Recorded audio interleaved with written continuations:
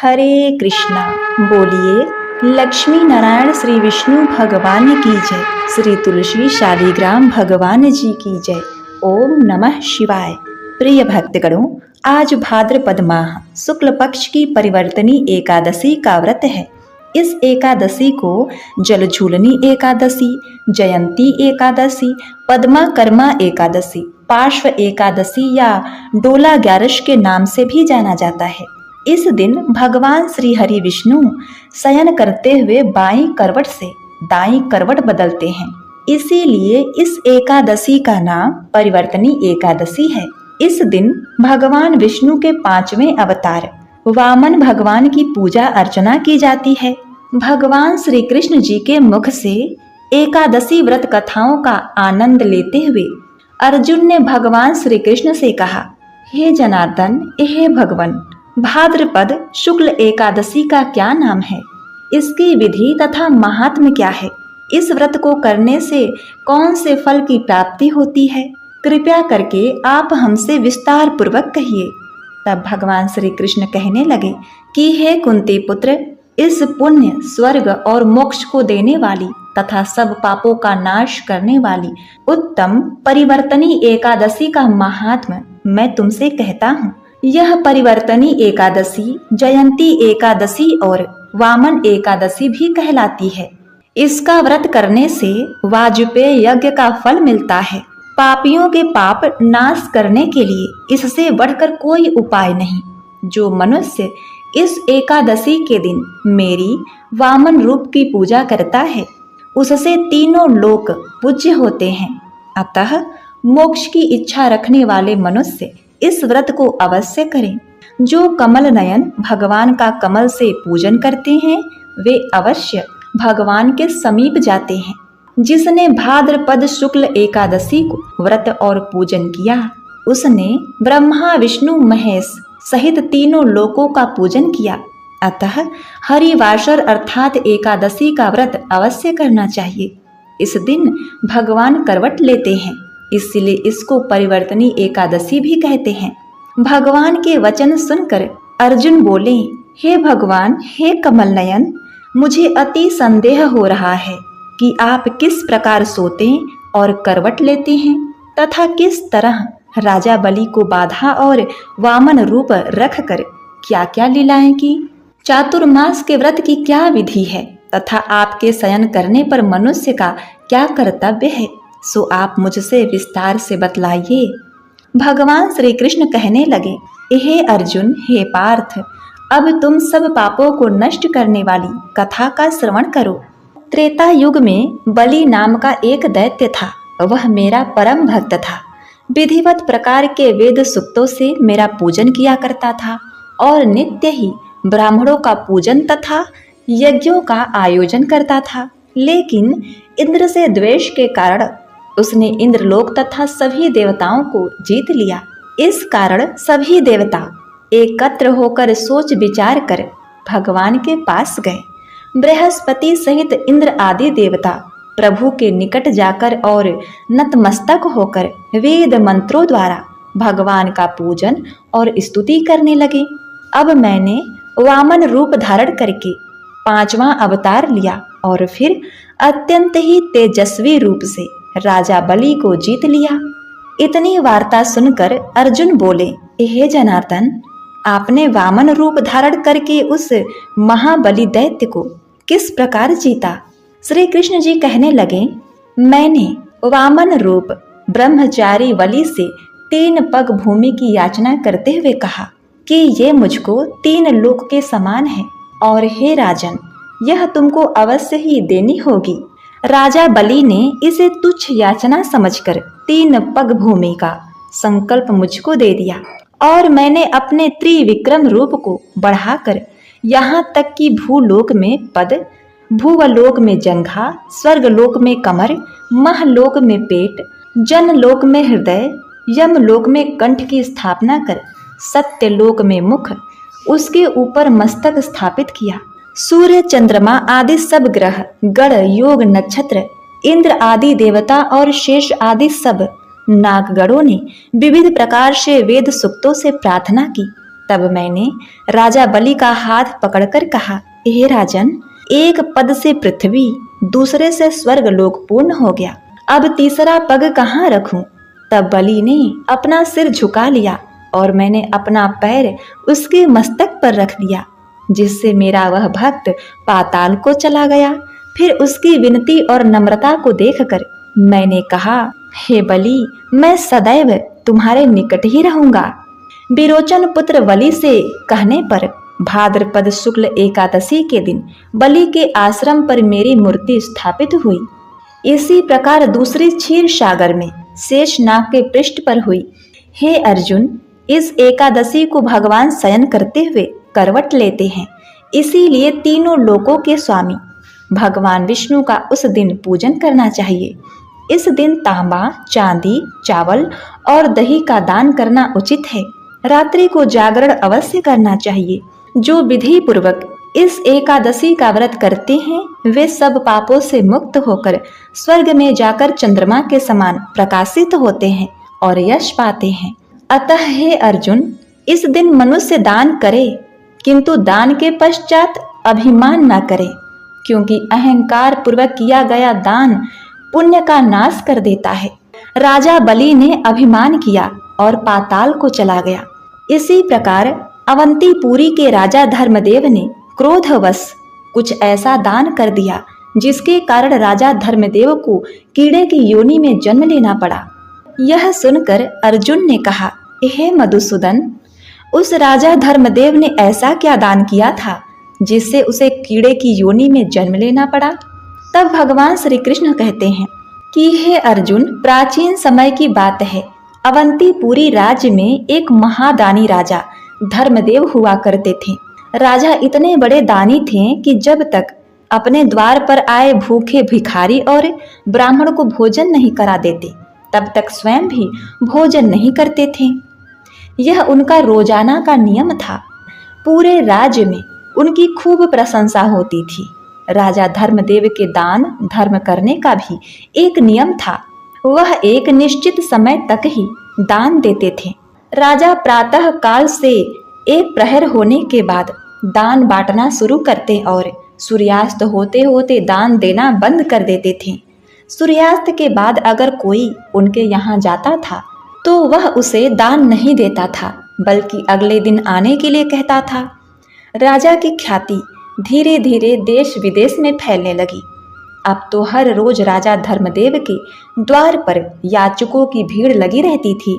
वह प्रत्येक दिन हर याचक को दोनों हाथों से अंजलि में जितनी स्वर्ण मुद्राएं आती थी उतना धन दिया करते थे। सभी याचक राजा की जय जयकार करते हुए चले जाते थे। इसी प्रकार से राजा के बड़े ही अच्छे दिन निकल रहे थे। एक दिन क्या हुआ कि उसी राज्य में एक ब्राह्मण परिवार रहा करता था। वह ब्राह्मण अपनी पत्नी के साथ सुखपूर्वक जीवन यापन करता था। ब्राह्मण बड़ा ही तपस्वी था। उसे अपनी मेहनत से जो कुछ भी मिलता उसी को खाकर अपना समय काट लेता था। एक दिन क्या हुआ कि ब्राह्मण की पत्नी ने अपने पड़ोस में किसी के मुख से सुन लिया कि हमारे राजा बड़े ही धनी राजा हैं, जो भी उनके द्वार पर जाता है उसे दान जरूर देते हैं। ब्राह्मणी पड़ोस से यह बात सुनकर आई और अपने पति से जाकर कहने लगी कि हमारे राजा बड़े ही दानी हैं, उनके द्वार से आज तक कोई निराश लौटकर नहीं आया। आप भी महाराज के दरबार में चले जाइए।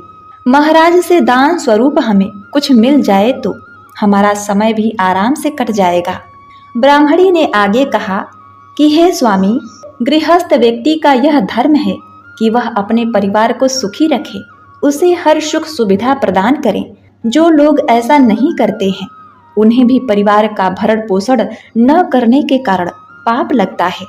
हे अर्जुन, ब्राह्मणी की बातों को सुनकर वह ब्राह्मण राजा धर्मदेव के यहाँ जाने को तैयार हो गया। अब तो ब्राह्मण अपने घर से राजा धर्मदेव के दरबार की ओर चल देता है। ब्राह्मण का घर नगर के दूसरी छोर पर था, इसीलिए चलते चलते ब्राह्मण को शाम हो गई। इधर राजा धर्मदेव के दान देने का एक निर्धारित समय था। उस दिन राजा के दरबार में जितने भी याचक आए थे सभी दान लेकर जा चुके थे। अब राजा का दान देने का समय समाप्त हो चुका था। सभी दान पेटियों पर ताले लगा दिए गए थे। इधर ब्राह्मण बड़ी दूर से पैदल चलकर आ रहा था, लेकिन ब्राह्मण के पहुंचते पहुंचते सूर्यास्त हो चुका था। अब महाराज ने दान देना बंद कर दिया था। राजा और उसके सैनिक दान पेटियों को लेकर महलों की ओर जा रहे थे। उसी समय रास्ते में ब्राह्मण उसके मार्ग में आ जाता है और कहने लगा, महाराज, मैंने सुना है कि आप हर दिन गरीब को दान देते हो। मैं भी एक गरीब ब्राह्मण हूँ और काफी दूर से चलकर पैदल तुम्हारे द्वार पर आया हूँ। कृपया मुझे दान दीजिए। सूर्यास्त के बाद अपने पास एक ब्राह्मण को आया देखकर राजा कहने लगा कि ब्राह्मण देव, मुझे क्षमा करना, मैं सूर्यास्त के बाद दान देना बंद कर देता हूँ। आप मेरे पास सूर्यास्त के बाद आए हो, अब आप वापस लौट जाइए और प्रातः काल मेरे पास आना, तब मैं आपको दान दूंगा। कल जब आप मेरे पास आएंगे तो मैं आपको आज का भी और कल का भी दोनों दिन का दान दूंगा। हे अर्जुन, ब्राह्मण थोड़ा जिद्दी स्वभाव का था तो कहने लगा, महाराज, मुझे आज ही दान दे दीजिए, मैं कल तक इंतजार नहीं कर सकता। रोज रोज दान लेने के लिए मैं आपके यहाँ नहीं आ सकता। जब राजा ने यह बात सुनी तो राजा को कुछ क्रोध आया, परंतु ब्राह्मण जानकर राजा ने फिर उसको समझाया कि ब्राह्मण देव, तुम्हें कल ही दान लेने के लिए आना पड़ेगा। मैं तुम्हें कल ही दान दे सकता हूँ, आज दान नहीं दे सकता। फिर ब्राह्मण बोला कि नहीं महाराज, मैं दान केवल आज ही लूंगा, कल मैं आपके पास नहीं आऊंगा। यह बात राजा को कुछ अच्छी नहीं लगी। राजा क्रोध में आया और क्रोधित होकर के राजा ने वहां कुछ घोड़े की लीद पड़ी थी, क्योंकि राजा चलते चलते घोड़े के अस्तबल के पास आ पहुंचे थे। राजा ने देखा कि ब्राह्मण आज ही दान लेने की हट कर रहा है, तो दान के रूप में राजा ने घोड़े की लीद उठाकर ब्राह्मण के कमंडल में डाल दी। ब्राह्मण उस लीद को लेकर सम्मान से अपने घर की ओर चल देता है। इधर घर पर उसकी पत्नी इंतजार कर रही थी कि हमारे ब्राह्मण देव राजा के यहाँ से कुछ दान लेकर आते होंगे। ब्राह्मणी तो सोच रही थी कि महाराज उसके पति को सोने का मोहरे देगा, जिससे हमारी सारी दरिद्रता मिट जाएगी। ब्राह्मण दान में घोड़े की लीद लेकर अपने घर पहुंची तो ब्राह्मण की पत्नी बड़ी ही प्रसन्न होती है और ब्राह्मण से कहने लगती है कि देखिए, मैंने आपसे कहा था ना कि महाराज के दरबार में दान लेने जाओगे तो महाराज हमारी गरीबी मिटा देंगे। यह बात सुनकर ब्राह्मण अपनी पत्नी से बोले, देवी, दान देने वाले ने दान दे दिया और मैंने उसे ले भी लिया। तुम एक काम करो, इस स्थान को गोबर से लीप दो, तब मैं तुम्हें राजा के द्वारा दिया हुआ दान दिखलाऊंगा, नहीं तो यह दान अपवित्र हो जाएगा। बड़ी खुशी के साथ ब्राह्मण पत्नी ने उस जगह को लीप दिया और उस जगह पर एक दीपक जलाकर रख दिया और वहीं जाकर बैठ गई।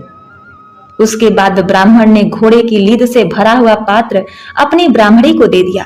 यह देख करके ब्राह्मणी बड़ी ही आश्चर्यचकित रह गई, कहने लगी, यह कैसा मजाक है। ब्राह्मण ने कहा, मजाक नहीं है, जो राजा ने दान दिया है यही मैंने तुम्हें लाकर दिया है। अब तो ब्राह्मणी बड़ी दुखी हुई कि राजा ने लीद का दान दिया है। क्या राजा के पास धन की कमी हो गई थी?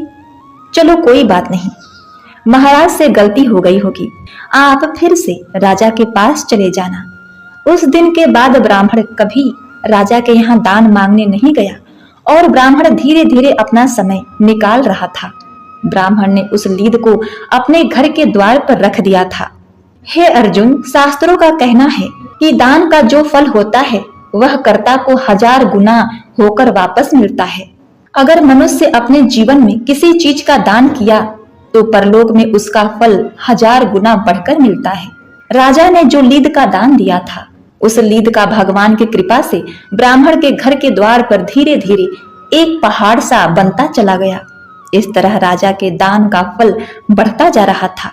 ब्राह्मणी ब्राह्मण से पूछती है कि हे पतिदेव, इस लीद का क्या होगा? ये तो रोजाना बढ़ती ही जा रही है। आप तो वेदों के ज्ञाता हैं, मुझे इसका अर्थ बतलाइए। तब ब्राह्मण कहने लगा, हे प्रिय, देखो, राजा के दान का फल बढ़ रहा है और इस फल को उससे ही भोगना पड़ेगा। यदि हम इसे उपयोग में ले रहे होते तो राजा को इसका शुभ फल प्राप्त होता। अब जबकि यह हमारे किसी काम का नहीं है, तो इसका परिणाम अब राजा को ही भोगना पड़ेगा। यह बात सुनकर के ब्राह्मणी बड़ी सोच में पड़ जाती है। इस प्रकार हे अर्जुन, धीरे धीरे समय बीतता गया और उधर उस लीद का पहाड़ काफी बड़ा हो गया था। एक दिन की बात है, राजा धर्मदेव वन में शिकार करने के लिए जाता है, परंतु राजा धर्मदेव को कोई शिकार नहीं मिलता है। जब कोई शिकार नहीं मिला तो राजा के पहले नियम होते थे कि राजा को जब कोई शिकार ना मिले तो वह बिना शिकार के वापस लौट करके नगर नहीं आता था, चाहे उसे मार्ग में ही कहीं रुकना पड़े। अब शाम का समय हो चुका था। सूर्यास्त होने के बाद किसी जीव को सताना क्षत्रियों का धर्म नहीं होता। यही सोचकर राजा ने सोचा कि अब मुझे यहाँ से चलना चाहिए और यही किसी स्थान पर ठहर जाना चाहिए। अब तो राजा जंगल के पास ही अपने ठहरने का स्थान ढूंढने लगे। ढूंढते ढूंढते राजा उसी ब्राह्मण के घर पहुंच जाते हैं जिसे राजा ने 15 से 16 वर्ष पहले लीद का दान दिया था। लेकिन राजा उस घटना को भूल चुका था। राजा धर्मदेव जब ब्राह्मण के घर पहुंची तो वहां पहुंचकर राजा ने ब्राह्मण से कहा, हे ब्राह्मण देव, आज मुझे आपके यहाँ ठहरने के लिए स्थान चाहिए। राजा की बात सुनकर के ब्राह्मण कहने लगा, आपका हमारी इस कुटिया में स्वागत है। हे अर्जुन, उस रात राजा धर्मदेव ब्राह्मण की कुटिया पर विश्राम करते हैं। जो भी ब्राह्मण के घर रूखा सूखा भोजन था उससे ब्राह्मण ने राजा का अतिथि सत्कार किया। इस प्रकार से भोजन करने के बाद राजा की रात वहीं बीती। इधर जब सवेरा हुआ तो राजा की दृष्टि ब्राह्मण की कुटिया के बाहर उस लीद के ढेर पर पड़ती है जो अब तक पहाड़ के रूप में बन गया था। उस लीद के पहाड़ को देख करके राजा ब्राह्मण से पूछने लगे, ब्राह्मण देव, क्या वास्तव में आपके पास इतने सारे घोड़े हैं जो इतना बड़ा लीद का ढेर लगा हुआ है? तब ब्राह्मण ने उत्तर दिया, हे भैया, हम तो पूजा पाठ जप तप साधना करने वाले ब्राह्मण हैं, हमें भला घोड़ा से क्या काम। राजा ने कहा, तो फिर आपके घर के बाहर ये लीद का ढेर कैसे? ब्राह्मण समझाते हुए कहते हैं, यदि आप जानना चाहते हैं कि यह लीद का ढेर क्यों है तो इसके पीछे एक बहुत बड़ा रहस्य छुपा है। अब तो उस रहस्य को जानने की राजा की उत्सुकता बढ़ गई। ब्राह्मण बोला, हे यात्री, हमारे राज्य का राजा बड़ा ही दानी धर्मात्मा है। वह रोजाना सोने का दान करता है। 15 से 16 वर्ष पहले की बात है, मेरी पत्नी ने मुझे जिद करके राजा के यहाँ दान लेने के लिए भेजा था। अपनी पत्नी के कहने पर मैं राजा के पास दान लेने चला गया। जब मैं राजा को दान देने की जिद कर रहा था तो वह मुझे अगले दिन आने को कह रहा था, लेकिन मैंने राजा की बात नहीं मानी। जब मैं दान लेने की जिद करने लगा तो राजा ने क्रोध में आकर मेरे कमंडल में घोड़े की लीद डाल दी और मैं उसे सम्मान सहित लेकर अपने घर चला आया और मैं उस लीद को यहाँ रख दिया क्योंकि यह लीद मेरे कुछ काम का नहीं था और दान की वस्तु को मैं कहीं फेंकना नहीं चाहता था। तो राजा ने पूछा, हे ब्राह्मण देव, राजा ने तो थोड़ी सी लीद दान में दी होगी, पर यह तो इतना बड़ा पहाड़ कैसे बन गया? तब ब्राह्मण ने समझाया, भाई, हमारे वेद पुराण यह कहते हैं, अगर कोई दान देने वाला जितना दान देता है उसका 1000 गुना फल उसको वापस प्राप्त होता है। राजा का वो दान समय के साथ 1000 गुना बढ़कर जमा हो गया है। अब अपने उस दान का फल राजा को खुद ही भोगना पड़ेगा। ब्राह्मण की बात सुनकर राजा के पैरों तले जमीन खिसक जाती है। राजा तो इस बात को भूल चुका था, पर ब्राह्मण के बताने पर राजा को सारी बातें याद आ जाती हैं कि मैंने ही यह लीद एक ब्राह्मण को दान में दी थी। अब तो राजा बहुत ही ज्यादा घबरा गया। दोनों हाथ जोड़ करके ब्राह्मण से पूछने लगा कि हे ब्राह्मण देव, राजा इसका फल कैसे भोगेगा? मुझे इसकी बात बता दो। ब्राह्मण बोला, भाई, ये लीद का ढेर अब राजा को खाना पड़ेगा। जब तक वो इसे खा नहीं लेता तब तक ये बढ़ता ही रहेगा। ब्राह्मण की बात सुनकर राजा घबरा गया और उसने सारी बात ब्राह्मण को बता दी कि मैं ही इस राज्य का राजा हूँ और मैंने ही आपको लीद का दान दिया था। आप मुझे क्षमा करें और मुझे इसका उपाय जरूर बतला दें कि मेरा उद्धार कैसे होगा। ब्राह्मण कहने लगा, यदि तुम ही राजा हो तो इसका परिणाम तो तुम्हें भोगना ही पड़ेगा, क्योंकि दान देने वाला यदि किसी वस्तु का दान देता है, जो वस्तु अनुपयोगी है, वह दान पाने वाले के किसी काम की नहीं है, तो उस वस्तु का फल भी उसे ही भोगना पड़ता है। ब्राह्मण कहने लगा, राजन, आपको अपने किए का फल तो भोगना ही पड़ेगा। यदि तुम इस लीद को खाने से बचना चाहते हो तो एक दूसरा उपाय है। यदि तुम उस उपाय को कर दो तो उस उपाय से तुम्हारे बहुत सारे हिस्सेदार हो जाएंगे। यदि तुम उस उपाय को नहीं करोगे तो तुम्हें अकेले ही सारी लीद खानी पड़ेगी। ब्राह्मण कहता है, राजन, यदि आप अपनी स्वयं की निंदा करवाओ, जितनी इस राज्य में तुम्हारी निंदा होगी उतनी ही लीद घट कर कम हो जाएगी। राजा बोला, मेरी निंदा भला कौन करेगा? लोग तो मेरी प्रशंसा करते हैं। तब ब्राह्मण ने कहा कि तुम एक काम करो, तुम्हारे जो कुल पुरोहित हैं, तुम उनकी कन्या का हाथ पकड़कर जबरदस्ती अपने घर ले जाना और उनके मांगने पर भी उस कन्या को मत लौटाना। इस प्रकार से तुम्हारे राज्य में निंदा शुरू हो जाएगी, किंतु उस कन्या के प्रति तुम्हारी दृष्टि गंदी और हीन नहीं होनी चाहिए। तुम उस कन्या को पुत्री के रूप में लेकर आना, लेकिन यह बात किसी को मत बताना। इस प्रकार प्रजा के लोग समझेंगे कि तुमने बहुत ही बड़ी निंदा का काम किया है। फिर तो पूरे राज्य में तुम्हारी निंदा होने शुरू हो जाएंगी और यह लीद का ढेर घटकर बहुत कम रह जाएगा। राजा को यह उपाय समझ में आ गया था।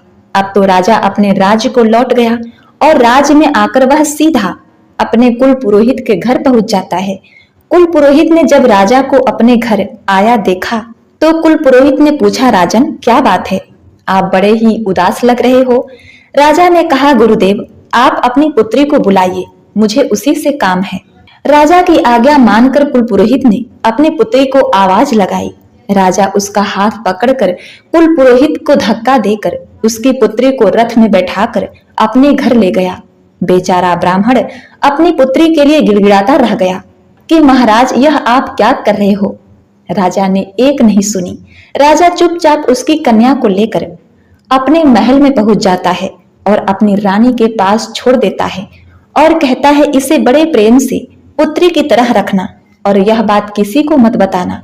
रानी ने पूछा कि महाराज, आप इसे लेकर क्यों आए हो? यह तो आपके गुरु की पुत्री है।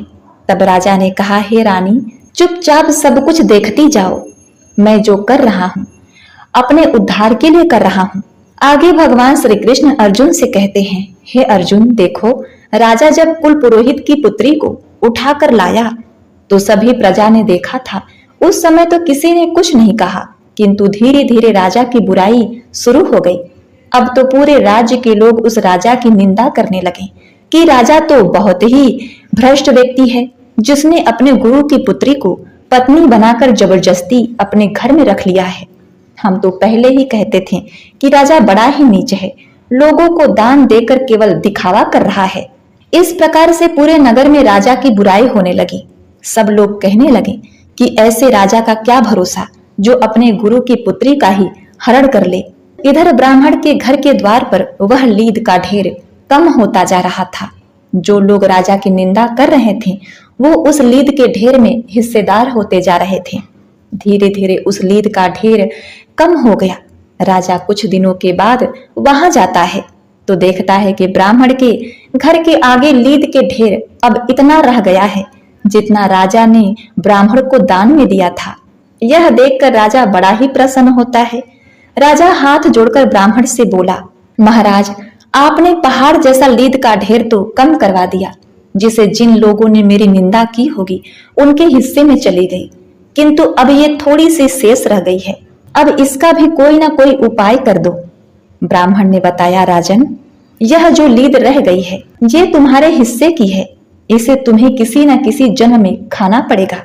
तुम्हें इसे खाने के लिए कीट की योनि में जन्म लेना पड़ेगा। राजा बोला, ऐसा कोई उपाय बताइए जिससे यह लीद खत्म हो जाए और मुझे कीट की योनि में जन्म ना लेना पड़े। ब्राह्मण ने कहा, नहीं राजन, इसका कोई उपाय नहीं है। समझ लो अब तुम्हें ही यह सब खाना पड़ेगा, चाहे जैसे खाओ। यह बात सुन करके राजा कहने लगा कि ब्राह्मण देव, पता नहीं कब मुझे कीट का जन्म धारण करना पड़े, तब तक पता नहीं मुझसे कितने पाप होते रहेंगे।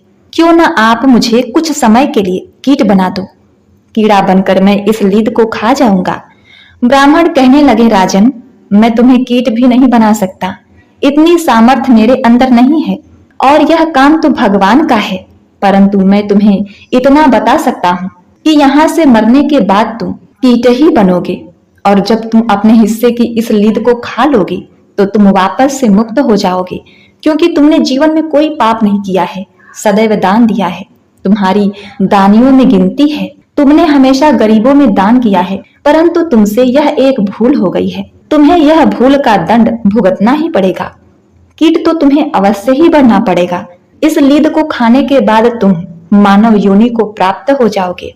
भगवान श्री कृष्ण ने कहा, हे अर्जुन, कुछ दिनों के बाद राजा धर्मदेव की मृत्यु हो जाती है, और मृत्यु के बाद उसे गोबर खाने वाले कीड़े के रूप में जन्म मिलता है, और जिस जगह पर वह लीद पड़ी थी वहां जा करके वह लीद खाने लगा। धीरे धीरे कई वर्षों में उस लीद को वह कीट खाते खाते उसने अपने हिस्से की सारी लीद समाप्त कर दी। उसके बाद भाद्रपद माह शुक्ल पक्ष की वामन परिवर्तनी एकादशी के दिन और भगवान श्री नारायण का नाम उच्चारण करते हुए प्रभु को याद करने लगा। इससे उसका उद्धार हो गया और वह मनुष्य रूप में प्रकट हो जाता है तथा दिव्य देह पाकर वह स्वर्ग को चला जाता है। राजा धर्मदेव ने क्रोध में एक ब्राह्मण को दान में लीद दे दी थी, जिसके कारण वह एक कीड़े की योनि में जन्म लिया। इस प्रकार एक महान दानी राजा को भी अहंकार में आकर किए गए दान का फल कीड़ा बनकर चुकाना पड़ा। हे अर्जुन, जो मनुष्य अनुपयोगी वस्तु का दान देता है और क्रोध के वशीभूत होकर दान देता है, अहंकार वश दान देता है, वह हमेशा पाप का भागी होता है। दान देने से पहले मनुष्य को अपने अंतर आत्मा को टटोलना चाहिए। यदि दान देने की सामर्थ्य न हो तो दान नहीं देना चाहिए। हमारे द्वारा दिया गया दान हमें कई गुना होकर वापस मिलता है, चाहे वह इस जन्म में मिले या अगले जन्म में। यदि मनुष्य ने किसी के लिए खाने की वस्तु दान किए है तो आने वाले कई जन्मों में उसके लिए कभी भोजन का संकट नहीं होगा। यदि उसने किसी का मजाक उड़ाया है, अहंकार वश दान दिया है, तो उसका फल उसे कई गुना होकर भोगना पड़ता है। प्रिय भक्तगणों, आइए अब श्रवण करते हैं एकादशी माता की आरती। एकादशी जय एकादशी, जय एकादशी माता। विष्णु पूजा व्रत को धारण कर शक्ति मुक्ति पाता। ओम जय एकादशी माता। विष्णु पूजा व्रत को धारण कर शक्ति मुक्ति पाता। तेरे नाम गिनाओ देवी, भक्ति प्रदान करनी। गुण गौरव की देवी माता, शास्त्रों में वर्णी। ओम जय एकादशी माता। विष्णु पूजा व्रत को धारण कर शक्ति मुक्ति पाता। मार्गशीर्ष के कृष्ण पक्ष में उत्पन्ना होती। शुक्ल पक्ष में मोक्षदायिनी, पापों को धोती। ओम जय एकादशी माता। विष्णु पूजा व्रत को धारण कर शक्ति मुक्ति पाता। पौष मास के कृष्ण पक्ष को सफला नाम कहे। शुक्ल पक्ष में होय पुत्रदा, आनंद अधिक रहे। ओम जय एकादशी माता। विष्णु पूजा व्रत को धारण कर शक्ति मुक्ति पाता। नाम सटतीला माघ मास में कृष्ण पक्ष आवे। शुक्ल पक्ष में जया कहावे, विजय सदा पावे। ओम जय एकादशी माता। विष्णु पूजा व्रत को धारण कर शक्ति मुक्ति पाता। विजया फाल्गुन कृष्ण पक्ष में शुक्ला आमल की। पाप मोचनी कृष्ण पक्ष में चैत्र मास बल की। ओम जय एकादशी माता। विष्णु पूजा व्रत को धारण कर शक्ति मुक्ति पाता। चैत्र शुक्ल में नाम कामदा, धन देने वाली। नाम बरुथनी कृष्ण पक्ष में बैशाख माहवाली। ओम जय एकादशी माता। विष्णु पूजा व्रत को धारण कर शक्ति मुक्ति पाता। शुक्ल पक्ष में होय मोहिनी अपराज्येष्ठ कृष्ण पक्षी। नाम निर्जला सब सुख करनी शुक्ल पक्ष रखी। ओम जय एकादशी माता। विष्णु पूजा व्रत को धारण कर शक्ति मुक्ति पाता। योगिनी नाम आषाढ़ मास जानो कृष्ण पक्ष वर्णी। देवशयनी नाम कहायो शुक्ल पक्ष धरनी। ओम जय एकादशी माता। विष्णु पूजा व्रत को धारण कर शक्ति मुक्ति पाता। कामिका श्रावण मास में आवे कृष्ण पक्ष कहिए। श्रावण शुक्ल होय पुत्रदा आनंद से रहिए। ओम जय एकादशी माता। विष्णु पूजा व्रत को धारण कर शक्ति मुक्ति पाता। अजा भाद्रपद कृष्ण पक्ष की परिवर्तनी शुक्ला। इंदिरा अश्विन कृष्ण पक्ष में व्रत में भवसागर निकला। ओम जय एकादशी माता। विष्णु पूजा व्रत को धारण कर शक्ति मुक्ति पाता। पापा कुंसा है शुक्ल पक्ष में पाप हरण हारी। रमा मास कार्तिकेय में आवे सुखदायक भारी। ओम जय एकादशी माता। विष्णु पूजा व्रत को धारण कर शक्ति मुक्ति पाता। देवोत्थायनी शुक्ल पक्ष की दुख नाशक मैया। लौदा मास की करो विनती पार करो नैया। ओम जय एकादशी माता। विष्णु पूजा व्रत को धारण कर शक्ति मुक्ति पाता। शुक्ल लौद में होय पद्मिनी दुख दारिद्र हरणी। परमा कृष्ण पक्ष में होती जन मंगल करनी। ओम जय एकादशी माता। विष्णु पूजा व्रत को धारण कर शक्ति मुक्ति पाता। जो कोई आरती एकादशी की भक्ति सहित गावे। जन रघुनाथ स्वर्ग का वासा निश्चय वह पावे। ओम जय एकादशी माता। विष्णु पूजा व्रत को धारण कर शक्ति मुक्ति पाता। ओम जय एकादशी जय एकादशी जय एकादशी माता। विष्णु पूजा व्रत को धारण कर शक्ति मुक्ति पाता।